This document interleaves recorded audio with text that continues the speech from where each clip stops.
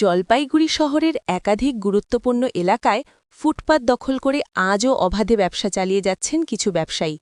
এতে চরম সমস্যার মুখে পড়ছেন সাধারণ মানুষ। জলপাইগুড়ি পুরসভার দাবি, এই দখলদার ব্যবসায়ীদের বড় অংশই বাইরের এলাকা থেকে এসে এখানে ব্যবসা করছেন।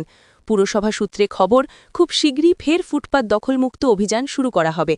শহরের দিনবাজার, মার্চেন্ট রোড, সমাজপাড়া সহ একাধিক ব্যস্ত এলাকায় দেখা যাচ্ছে ফুটপাত জুড়ে রাখা হচ্ছে বিভিন্ন সামগ্রী। কোথাও দোকানের মালপাত্র, আবার কোথাও শীতের জামাকাপড় সাজিয়ে রীতিমতো দোকান বসানো হয়েছে ফুটপাতের ওপর। এর জেরে পথচারীদের হাঁটার জায়গা প্রায় নেই বললেই চলে। বাধ্য হয়ে মানুষকে রাস্তায় নামতে হচ্ছে, ফলে বাড়ছে যানজট ও দুর্ঘটনার আশঙ্কা।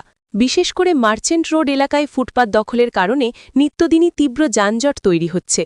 স্থানীয় বাসিন্দাদের অভিযোগ, সরকার ও পুরসভার উদ্যোগে সাধারণ মানুষের চলাচলের জন্য ফুটপাত তৈরি করা হলেও তা এখন কিছু অসাধু ব্যবসায়ীর দখলে চলে গেছে।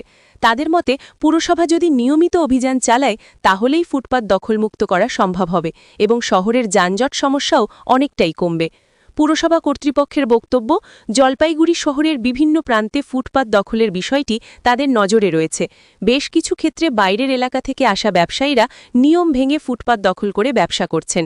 খুব শীঘ্রই অভিযান চালিয়ে এই দখলদারিত্ব উচ্ছেদ করা হবে বলে আশ্বাস দিয়েছে পুরসভা। এখন দেখার, ঘোষিত অভিযানে আদৌ ফুটপাত দখলমুক্ত হয় কিনা, নাকি সাধারণ মানুষের ভোগান্তি আরও কিছুদিন একইভাবে চলতে থাকে।